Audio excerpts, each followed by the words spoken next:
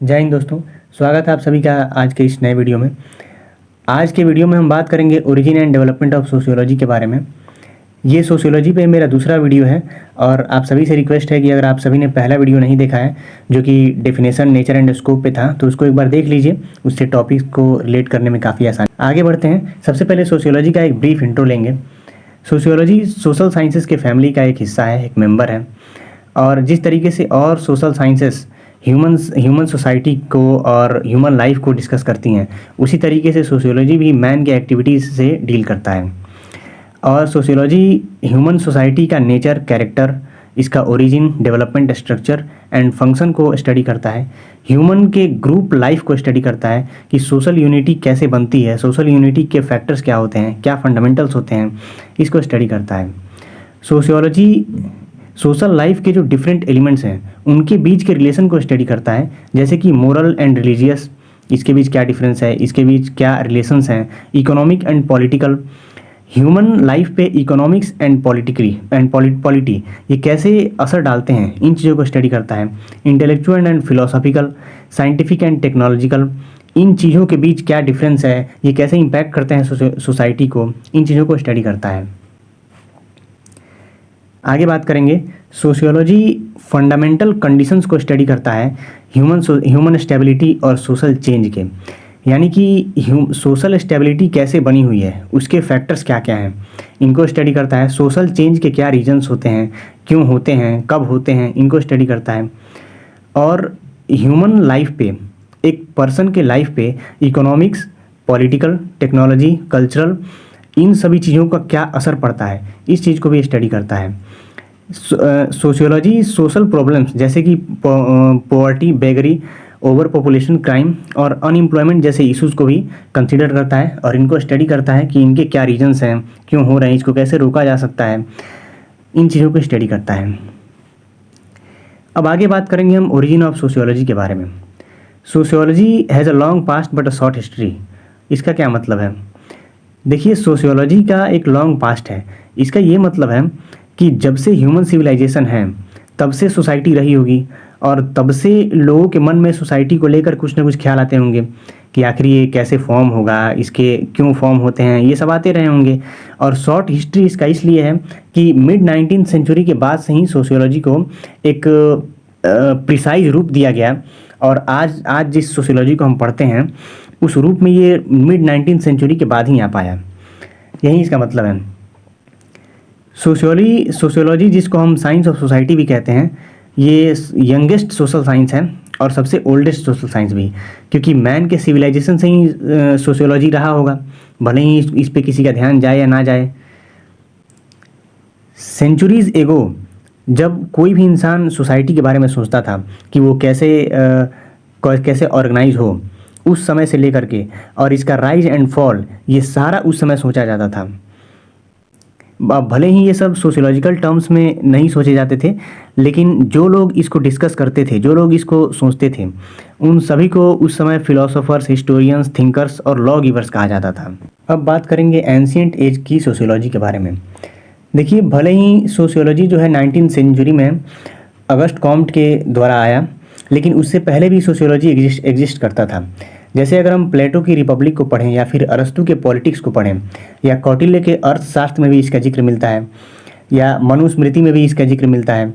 और ये सभी ह्यूमन सोसाइटी के काफ़ी इंपॉर्टेंट पॉइंट से डील किया करते थे। इन किताबों में इनका जिक्र मिलता है, जैसे लॉ पे, रिलीजन पे, फिलोसॉफी पे, इन सभी चीज़ों पे इसका डिस्कशन मिलता है। लेकिन 19th सेंचुरी के बाद ही August Comte, Herbert Spencer, Emile Durkheim, Max Weber, इन सभी लोगों के कलेक्टिव प्रयासों के बाद सोशियोलॉजी को एक सब्जेक्ट के रूप में लाया गया, जिसको आज हम एक सब्जेक्ट के रूप में देखते हैं। अब आगे बात करेंगे कि किन फैक्टर्स का हाथ रहा, किन फैक्टर्स का सहयोग रहा सोशियोलॉजी के डेवलपमेंट में। देखिए, सोशियोलॉजी जो 19th सेंचुरी में आया, इसका इमर्जेंस का क्या क्या फैक्टर था, उसके बारे में इयान रॉबर्टसन अपनी बुक सोशियोलॉजी में 3 फैक्टर्स का जिक्र करते हैं। पहला फैक्टर है इंडस्ट्रियल रिवॉल्यूशन एंड इंडस्ट्रियलाइजेशन, दूसरा है inspiration from the growth of natural sciences and तीसरा है inspiration provided by the radically diverse societies and cultures of the colonial empires. अब हम इन तीनों को एक एक करके डिस्कस करते हैं। सबसे पहले बात करेंगे इंडस्ट्रियल रिवॉल्यूशन का, इसमें कैसे हाथ रहा सोशियोलॉजी के डेवलपमेंट में। देखिए, इंडस्ट्रियल रिवॉल्यूशन जो कि इंग्लैंड में 18th सेंचुरी में हुआ था, ये उस समय के यूरोप के सोसाइटी में काफ़ी ह्यूज अमाउंट में चेंजेस को लाया। काफ़ी ह्यूज अमाउंट में चेंज हुए ये इंडस्ट्रियल रिवॉल्यूशन के कारण। इंडस्ट्रियलाइजेशन का सबसे बड़ा इफेक्ट ये पड़ा कि वहाँ यूरोप में अर्बनाइजेशन हुआ, यानी कि शहरीकरण हुआ। और जो जो किसान थे, जो कि पहले जिनका मेन काम था एग्रीकल्चर, खेती करते थे या फिर मवेशियों को रखते थे, उन पे असर ये पड़ा कि वो इंडस्ट्रियल लेबर बन गए। वो लगे जाके फैक्ट्रियों में काम करने, वो गांव को छोड़ने लगे, वो शहरों में जाके बसने लगे। और पहली बार ऐसा हुआ कि इतने रैपिड सोशल चेंज होने के बावजूद भी लोगों को सब कुछ नॉर्मल लग रहा था। और अब लोगों को लग रहा था कि अब जो पुराने लोग थे उनको लग रहा था कि अब हमारे आगे वाला जो पीढ़ी होगा वो हमारी जैसी ज़िंदगी अब नहीं जिएगा। उनका कंडीशन सुधरने लगा था काफ़ी ज़्यादा। तो उस टाइम जो कि उस समय जो सोशल थिंकर्स थे, अगस्ट कॉम्ट, हर्बर्ट स्पेंसर, इन लोगों ने सोचा कि अब ज़रूरत है कि सोसाइटी के लिए भी एक सेपरेट साइंस बनाया जाए। और फिर उनका प्रयास शुरू हुआ इस पर। इन सोशल थिंकर्स का मानना था कि अगर हम सोसाइटी के लिए भी एक साइंस को बनाते हैं तो उससे हम सोसाइटी के प्रॉब्लम्स को अच्छे से समझ पाएंगे, उनके सॉल्यूशंस को निकाल पाएंगे। अब हम डेवलपमेंट ऑफ सोशियोलॉजी के दूसरे फैक्टर की बात करेंगे, जो कि है inspiration from the growth of natural sciences. 19th century वो टाइम था जिस समय नेचुरल साइंस में काफ़ी सारे चेंजेस हो रहे थे, जो कि हमारा फिजिकल साइंस है, जैसे कि फिजिक्स, केमिस्ट्री, बायोलॉजी, इसमें बहुत सारे चेंजेस हो रहे थे। उस समय ये थ्योरी आई थी, थ्योरी ऑफ इवोल्यूशन उस समय आई थी। उसके बाद केमिस्ट्री की बात करें तो मेंडलीव्स अपना पीरियोडिक टेबल लाए थे। उस समय फिजिक्स में थर्मोडायनेमिक्स पे रिसर्च चल रहे थे। तो ये सब जो चेंजेस थे, ये सब देखने के बाद सोशल थिंकर्स को लगा कि अब टाइम है कि हम सोसाइटी के लिए भी इस तरीके का कुछ करें, और ह्यूमन सोशल लाइफ पे भी एक ऐसा सब्जेक्ट होना चाहिए जो कि पूरे तरीके से सेपरेट हो और वो सोशल प्रॉब्लम्स को स्टडी करे। अब आगे बढ़ते हैं। अब बात करेंगे third factor of development of sociology. जो कॉलोनियल पावर्स थे यूरोप के, वो 19th सेंचुरी तक इतने ज़्यादा कंट्रीज़ को रूल कर चुके थे कि उनके पास एक डाइवर्स अमाउंट में अलग अलग कल्चर्स और सोसाइटीज़ का नॉलेज था। अब ये जो उनका एक्सपोजर था वो एक इंटेलेक्चुअल चैलेंज के रूप में उभरा सोशल साइंटिस्ट के लिए।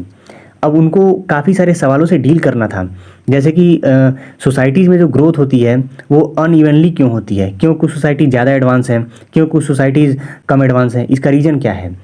या फिर एक और क्वेश्चन उठ सकता था कि अलग अलग सोसाइटीज़ का जब हम कंपैरिजन करें तो उनसे यूरोप क्या सीख सकता है।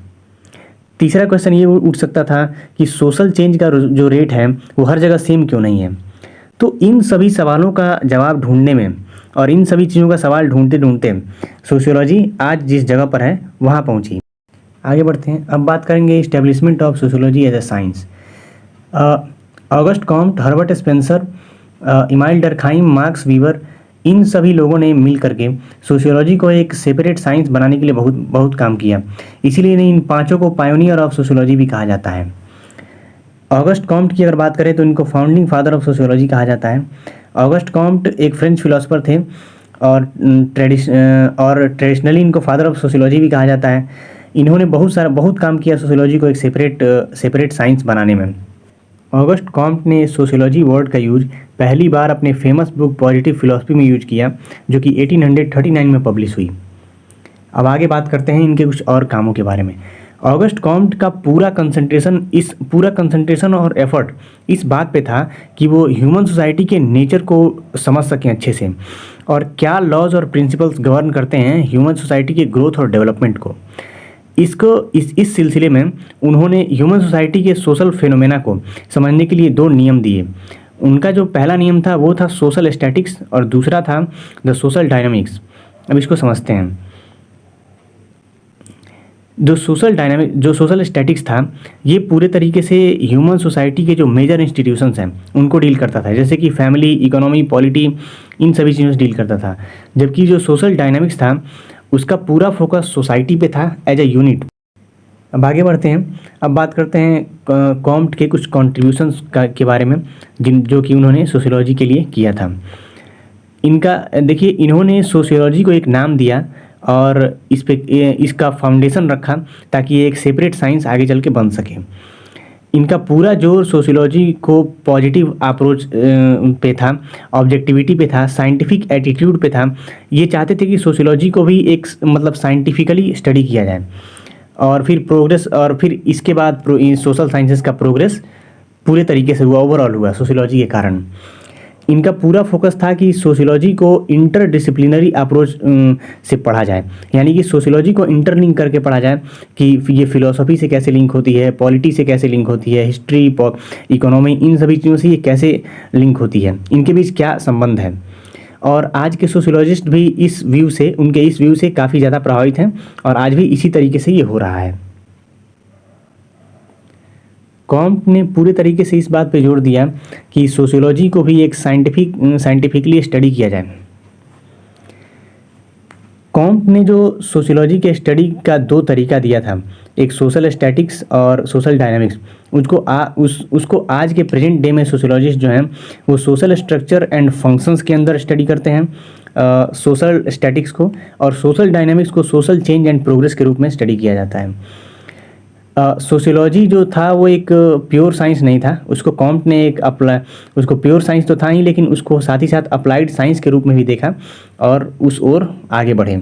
कॉम्ट का ये मानना था कि सोशियोलॉजी को सोसाइटी का प्रॉब्लम सॉल्व करने वाला भी बनना चाहिए, और उनका यही जो प्रैक्टिकल एस्पेक्ट था वो आगे चल के एक अप्लाइड फील्ड को जन्म दिया, सोशल वर्क और सोशल वेलफेयर।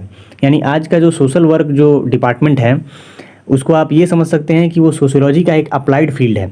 जिस तरीके से इंजीनियरिंग फिजिक्स का एक अप्लाइड फील्ड होता है, उसी तरीके से सोशल वर्क जो है वो सोशियोलॉजी का एक अप्लाइड फील्ड। अब आगे बढ़ते हैं, अब बात करेंगे हर्बर्ट स्पेंसर के बारे में। हर्बर्ट स्पेंसर भी अपने टाइम के काफ़ी ब्रिलियंट पर्सनालिटी थे और इन्होंने भी सोशियोलॉजी को एक सिस्टमेटिक डिसिप्लिन बनाने में इनका भी काफ़ी योगदान रहा। इनके जो 3 वॉल्यूम्स थे प्रिंसिपल ऑफ सोशियोलॉजी के, जो कि 1877 में पब्लिश्ड हुए थे, वो पूरे तरीके से डिवोटेड थे सोशियोलॉजिकल एनालिसिस के लिए। हर्बर्ट स्पेंसर का ये मानना था कि सोशियोलॉजी जो फील्ड है वो फैमिली को स्टडी करने के लिए है, पॉलिटिक्स को स्टडी करने के लिए है, रिलीजियन, सोशल कंट्रोल, इंडस्ट्री और वर्क के इन सभी चीज़ों को स्टडी करने के लिए है। इनका ये चाहते थे कि सोशियोलॉजी के अंदर एसोसिएशंस की भी स्टडी हो, कम्युनिटीज़ की स्टडी हो, division of labour, social differentiation, social stratification, इन सारी चीज़ों की भी स्टडी हो। इनका पूरा जोर इस बात पे था कि सोसाइटी एक दूसरे से कैसे इंटरलिंक्ड है, यानी कि एक पार्ट का पूरे सोसाइटी पे क्या इफेक्ट पड़ता है और उसके बदले में सोसाइटी का क्या रिएक्शन होता है उस पार्ट के लिए। यानी कि इनका पूरा जोर इस बात पे था कि एक इंडिविजुअल ह्यूमन का सोसाइटी पे, एक इंडिविजुअल ह्यूमन के बिहेवियर का सोसाइटी पे क्या इफेक्ट पड़ता है और सोसाइटी का क्या रिस्पॉन्स होता है उस बिहेवियर के बाद। हर्बर्ट स्पेंसर जो थे वो चार्ल्स डार्विन के टाइम पे थे और ये चार्ल्स डार्विन के थ्योरी ऑफ ऑर्गेनिक इवोल्यूशन से इतना ज़्यादा प्रभावित थे कि इन्होंने सोसाइटी को ह्यूमन ऑर्गेनिज्म से तुलना किया। ये एग्जाम पॉइंट ऑफ व्यू से काफ़ी इंपॉर्टेंट है। ये क्वेश्चन आ सकते हैं 1 नंबर और 2 मार्क्स वाले में कि कौन से सोशल साइंटिस्ट ने सोसाइटी को ह्यूमन ऑर्गेनिज्म से तुलना किया था। आगे बात करेंगे इनके कंट्रीब्यूशन के बारे में। हर्बर्ट स्पेंसर जो थे वो कॉम्ट के इस व्यू को काफ़ी ज़्यादा सपोर्ट करते थे और इनका भी मानना था कि सोसाइटी का एक अपना सेपरेट साइंस होना चाहिए, सोसाइटी की स्टडी के लिए भी एक सेपरेट साइंस होना चाहिए। हर्बर्ट स्पेंसर इस बात से सहमत थे कि सोसाइटी जो है वो इंटरडिपेंडेंट है, यानी कि सोसाइटी में हर इंसान एक दूसरे पे इंटरडिपेंडेंट है, किसी न किसी को कभी ना कभी किसी ज़रूरत पड़ सकती है। इनका ये मानना था कि स्टेट और इकोनॉमी ये भी एक दूसरे पे इंटरडिपेंडेंट है और इस चीज़ के स्टेबिलिटी के लिए इन्होंने काफ़ी ज़्यादा काम किया। हर्बर्ट स्पेंसर के जो कुछ पेपर्स पब्लिश हुए थे जैसे social statics, first principle, the study of sociology, principles of ethics, principles of sociology, the man versus the state, इन सभी पेपर्स का काफ़ी ज़्यादा कंट्रीब्यूशन रहा सोशियोलॉजिकल लिटरेचर के इनरिचमेंट में। अब आगे बात करते हैं कार्ल मार्क्स के बारे में। कार्ल मार्क्स भी 19th सेंचुरी के काफ़ी प्रोमिनेंट थिंकर थे और उन्होंने बहुत सारे सब्जेक्ट्स पे बहुत सारे पेपर्स लिखे, जैसे कि फ़िलासफ़ी पे, पॉलिटिकल साइंस पे, इकोनॉमिक्स पे, हिस्ट्री पे, इन सब पे इन्होंने काफ़ी ज़्यादा अपने विचारों को प्रकट किया और ये अपने आप को कभी भी सोशियोलॉजिस्ट नहीं मानते थे और यही जो चीज़ थी ये उनको एक काफ़ी प्रोमिनेंट सोशियोलॉजिकल थिंकर बनाती थी, ओरिजिनल सोशियोलॉजिकल थिंकर थे ये। कार्ल मार्क्स का ये मानना था कि जो भी हिस्टोरिक स्ट्रगल हो रहे हैं सोसाइटी में, उन सब का एक ही रीज़न है, वो है रूलिंग एक्सप्लॉइटर्स। यानी कि कार्ल मार्क्स ये मानते थे कि अगर क्लासलेस सोसाइटी बन जाए तो ये सारे हिस्टोरिक स्ट्रगल्स नहीं होंगे, ये सारे स्ट्रगल नहीं होंगे सोसाइटी में। और इनका जो ज़्यादा जोर था वो पूरा जोर इकोनॉमिक बेस ऑफ सोसाइटी पे था। यानी कि ये सोसाइटी को इकोनॉमिक बेसिस पे देखते थे। इनका मानना था कि जो भी बहुत ज़्यादा पैसे वाले लोग हैं, जिनके पास बहुत ज़्यादा पैसा है, उनके कारण ये सारा स्ट्रगल हो रहा है। इनका मानना था कि इकोनॉमी जो है वो सोसाइटी के जितने सारे चीज़ें हैं, जितने जनरल कैरेक्टर्स हैं, जितने एस्पेक्ट्स हैं, जैसे कि culture, social structure, law, religion, education, government, इन सब को इन्फ्लुएंस करता है इकोनॉमी। अब आगे बात करते हैं कि ये जो भी सोशियोलॉजिस्ट्स थे, जैसे कि August Comte, Herbert Spencer, Emile Durkheim, ये सभी किन पॉइंट्स पे एग्री करते थे। सबसे पहला पॉइंट है कि ये सभी लोग मानते थे कि सोशियोलॉजिस्ट्स को सोशल इंस्टीट्यूशंस को, जैसे कि फैमिली से लेकर के और स्टेट तक स्टडी करना चाहिए। और इनका ये मानना था कि सोशियोलॉजिस्ट जो हैं वो इंटर रिलेशन पे फोकस करें, यानी कि सोसाइटी में अलग अलग इंस्टीट्यूशंस में क्या क्या रिलेशंस हैं उन पे फोकस करें। इनका ये मानना था कि सोशियोलॉजी जो है उसको ये भी एक्सप्लेन करना चाहिए कि सोसाइटी में कहाँ डिफरेंस है और कहाँ लाइकनेस है, और वो क्यों डिफरेंसेस हैं और क्यों लाइकनेस है। अब आगे बढ़ते हैं, अब बात करते हैं development of sociology in the 20th century. Mid 19th century के बाद और अर्ली 20th सेंचुरी में अलग अलग सोशियोलॉजिस्ट जो थे उन्होंने बहुत सारा काम किया सोशियोलॉजी के डेवलपमेंट पे। और इसका कारण ये हुआ कि 20th सेंचुरी में सोशियोलॉजी में काफ़ी ज़्यादा सुधार हुआ और सोशियोलॉजी का डिमांड बढ़ने लगा। फ्रांस, जर्मनी और यूनाइटेड स्टेट इंग्लैंड में सोशियोलॉजी का इम्पोर्टेंस बढ़ने लगा इन जगहों पे। जैसे कि उस समय के जो फेमस सोशियोलॉजिस्ट थे 20th सेंचुरी के, जैसे टालकट person, R.M. मकाइवर, W.F. Auburn, G.S. घुरे, इन लोगों ने काफ़ी ज़्यादा काम किया सोशियोलॉजी के ग्रोथ पे। All major universities in the world now offer.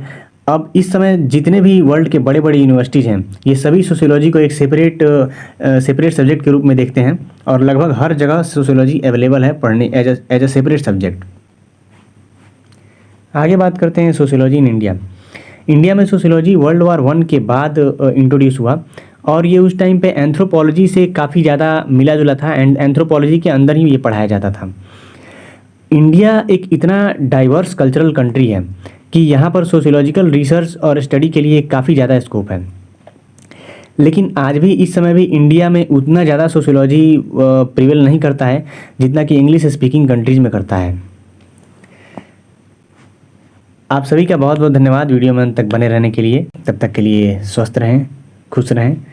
जय हिंद।